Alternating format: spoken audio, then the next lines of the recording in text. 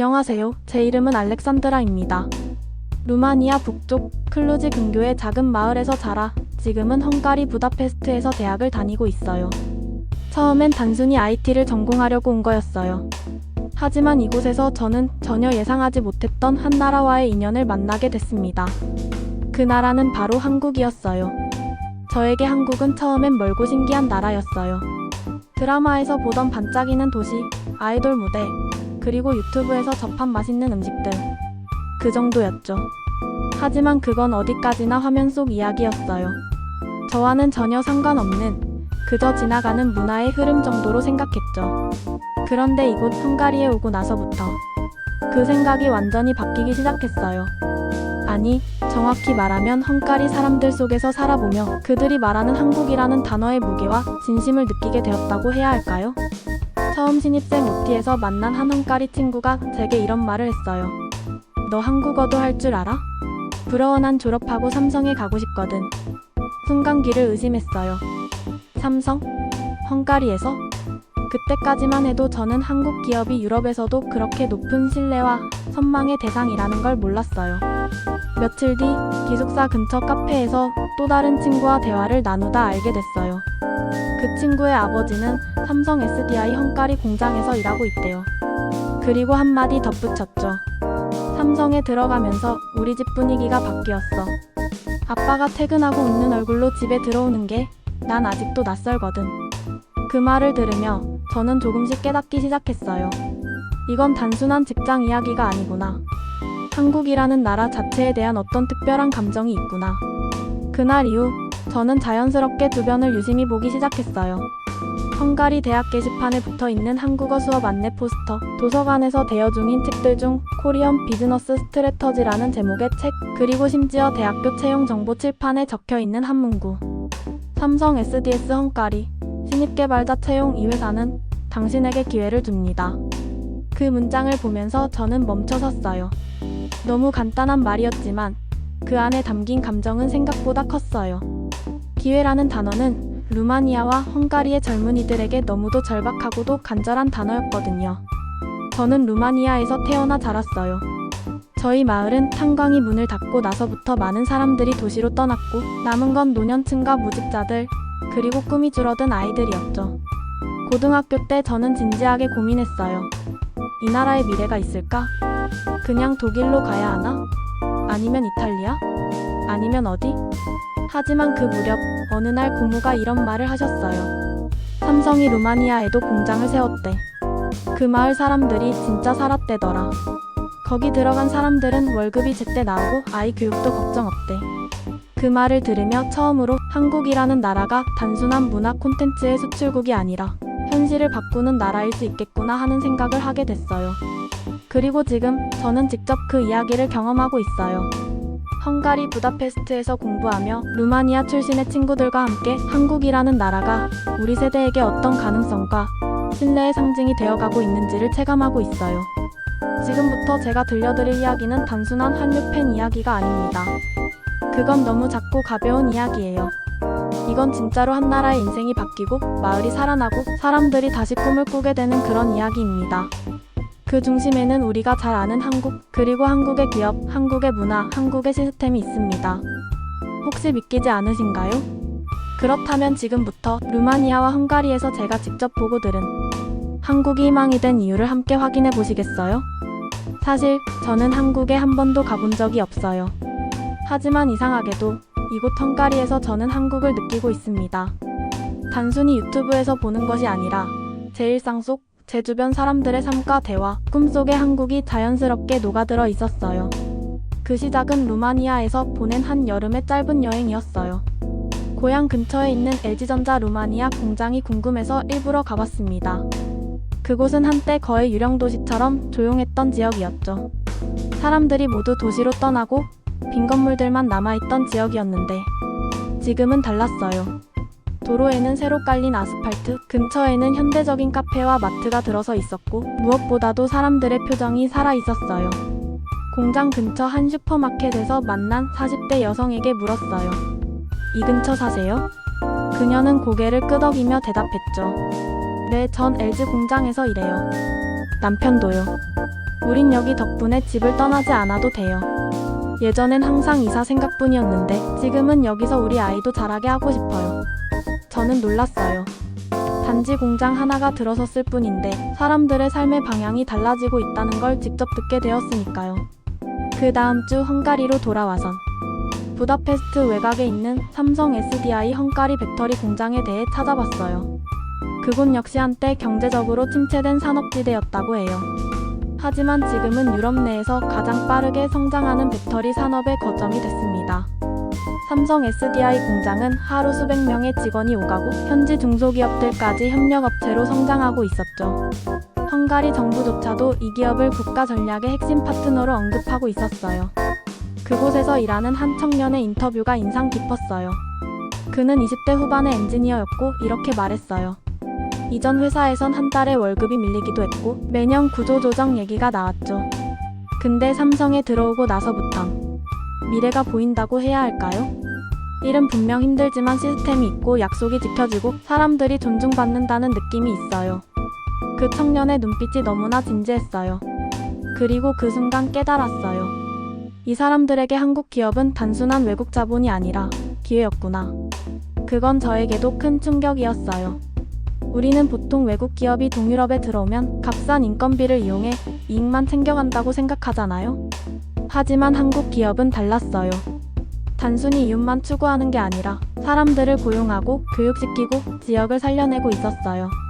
그 감정은 대학에서도 느껴졌어요.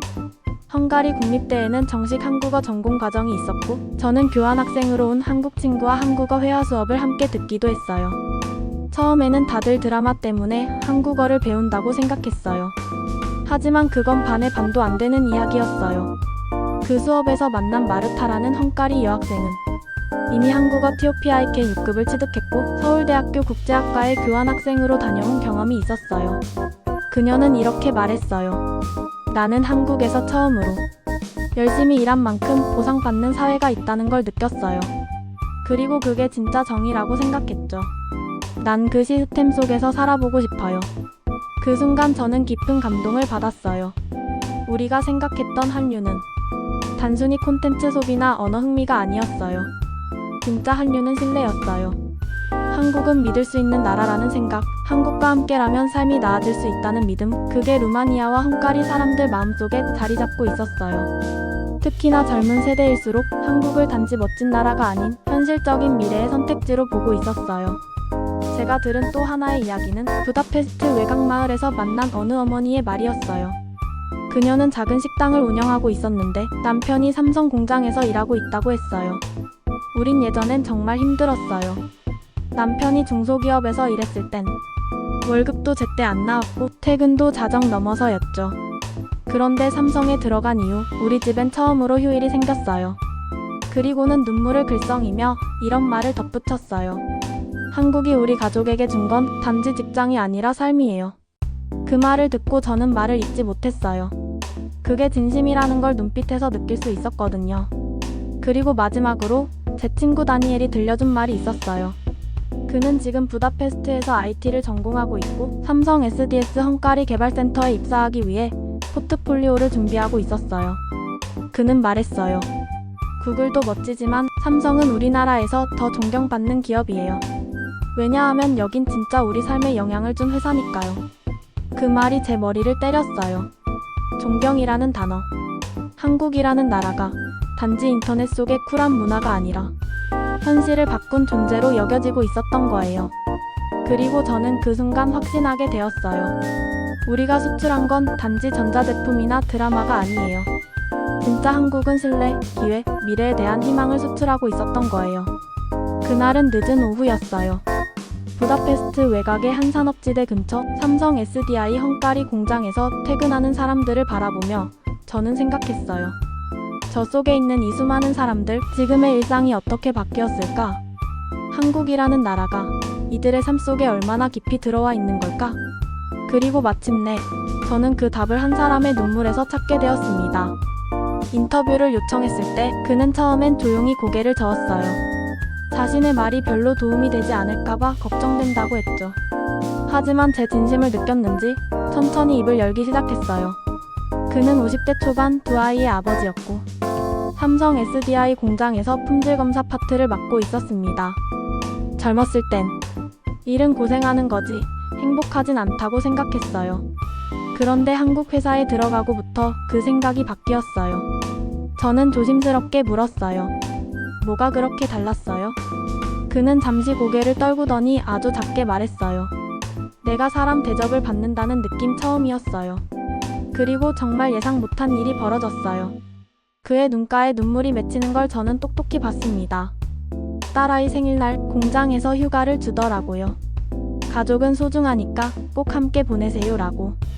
그 말을 듣는데 아무도 나한텐 그렇게 말해준 적이 없었거든요. 순간 제 마음도 먹먹해졌습니다. 그의 목소리는 떨렸고 그 눈빛엔 말로 표현할 수 없는 감정이 담겨 있었어요.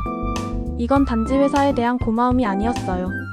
한 나라에 대한 깊은 존중이었어요. 그가 마지막에 덧붙인 말이 아직도 귀에 맴돌아요. 한국 그 나라 이름을 들으면 난 그냥 감사합니다 라는 말밖에 할 수 없어요. 내 인생을 바꿔줘서요. 며칠 후 루마니아에서 돌아온 한 친구를 만났어요. 그녀의 여동생은 지금 한국의 한 대학교에서 디자인을 공부 중이에요. 장학금을 받고 유학길에 오른 아주 특별한 케이스였죠.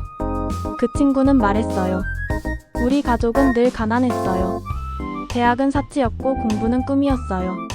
그런데 그 아이가 한국으로 떠나던 날 우리 엄마가 처음으로 그랬어요. 우리 집에 처음으로 희망이 생겼다. 그리고 사진을 보여줬어요.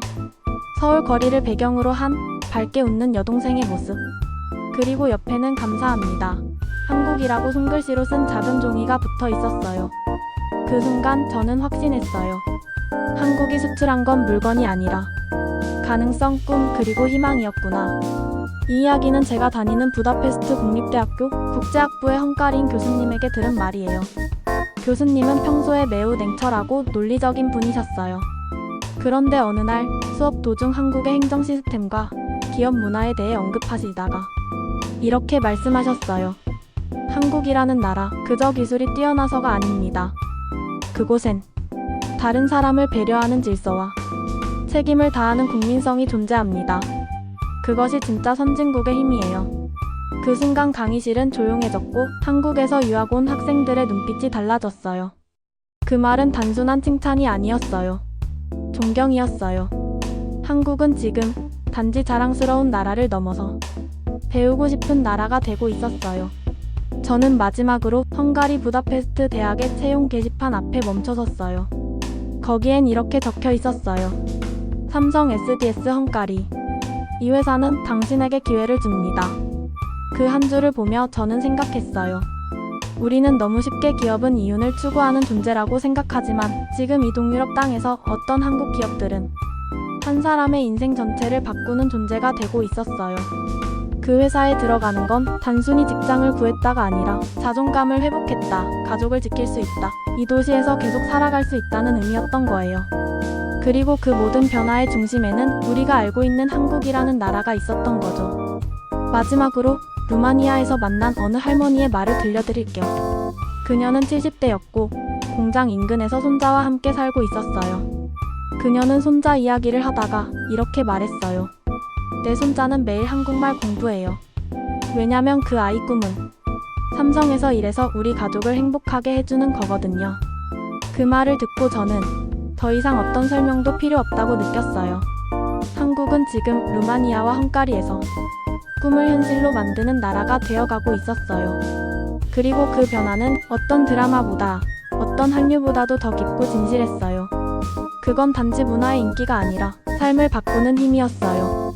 그날 밤 기숙사로 돌아가는 길에 저는 버스 창가에 앉아 조용히 밖을 내다보았어요.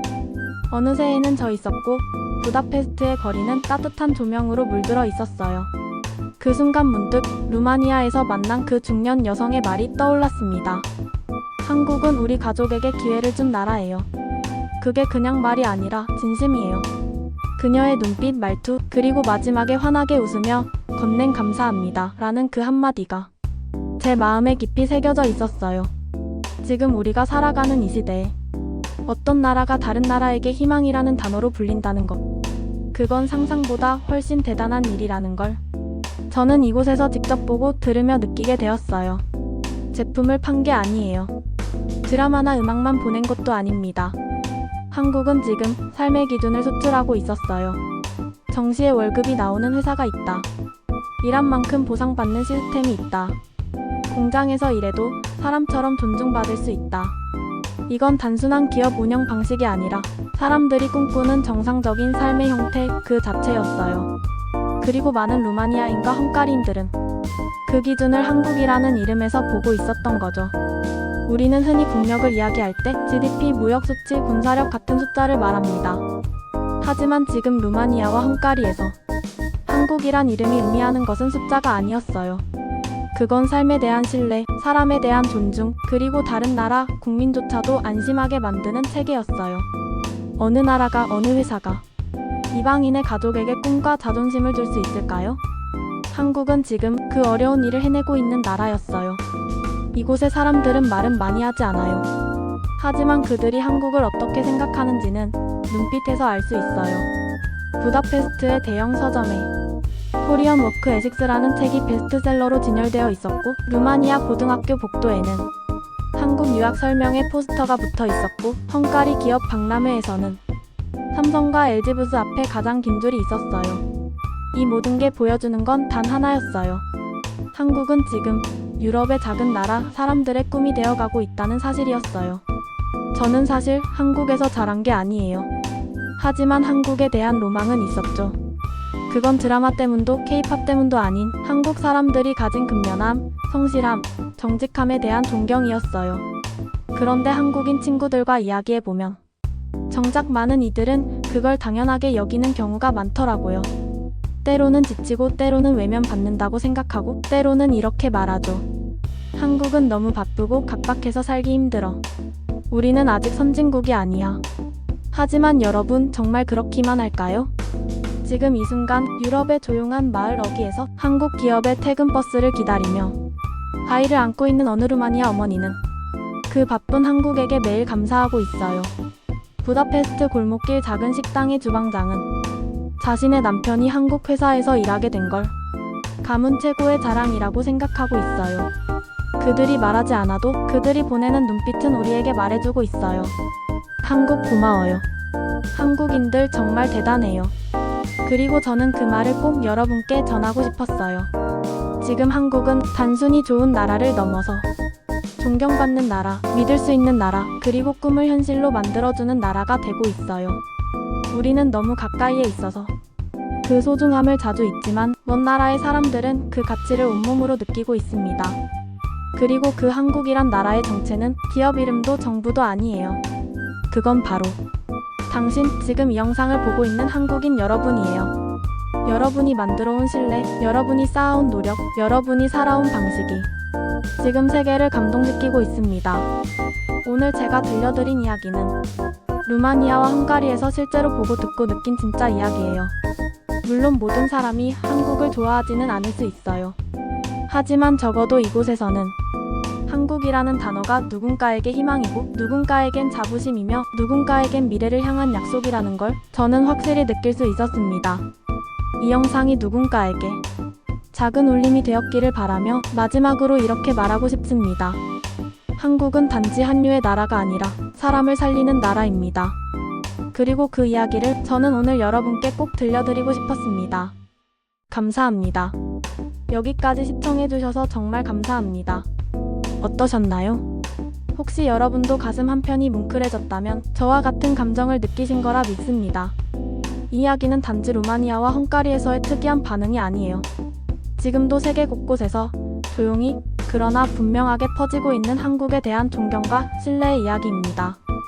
그리고 저는 이 이야기를 단순한 뉴스로 소비하고 싶지 않았어요. 감정으로 나누고 함께 공감하고 싶은 마음이었어요. 그래서 이렇게 영상을 만들게 된 것이죠. 혹시 오늘 영상이 여러분께 그래, 우리가 참 멋진 나라에 살고 있구나, 한국인이라는 게 자랑스럽다, 그런 생각이 들게 했다면 그것만으로도 저는 정말 큰 보람을 느낍니다. 이 채널은 단순히 보여주는 콘텐츠를 만드는 곳이 아닙니다. 여러분과 함께 한국이라는 나라가 전 세계에 어떤 의미로 남아가고 있는지를 따뜻하게, 감동적으로 기록하는 공간이 되기를 꿈꿉니다. 만약 오늘의 이야기가 좋으셨다면 구독과 좋아요, 그리고 댓글로 함께 해주세요. 그것은 저에게 또 다른 사연을 찾아 나설 수 있는 가장 큰 동기가 됩니다. 그리고 이 채널은 여러분의 이야기로 완성되는 곳이기도 합니다. 혹시 해외에 거주하시면서 나도 한국이라는 이름 덕분에 감동한 적 있어요. 우리 마을에도 한국이 남긴 흔적이 있어요. 그런 경험이 있으시다면 꼭 댓글로 남겨주세요. 당신의 이야기가 누군가에게는 또 하나의 위로가 될 수 있으니까요. 그리고 그 이야기를 제가 대신 세상에 전하겠습니다. 지금 화면에 보이는 이 다음 영상 혹시 아직 안 보셨다면 꼭 시청해보세요. 체코에서 한국이 존경받는 나라가 된 이유, 그리고 그곳 사람들의 진심 어린 고백이 담겨 있습니다. 보시는 순간 오늘의 감동이 단지 한 번의 우연이 아니었다는 걸 느끼시게 될 겁니다. 우리가 만들어온 길이, 우리가 살아가는 방식이 누군가에게는 희망이 되고 있다는 것. 그건 어떤 K-팝보다, 어떤 수출보다 더 멋진 이야기 아닐까요? 이 영상이 그런 멋진 대한민국의 기록 중 하나가 되기를 소망합니다. 지금 구독 버튼 눌러주시면 다음 이야기에서 바로 찾아뵙겠습니다. 감사합니다.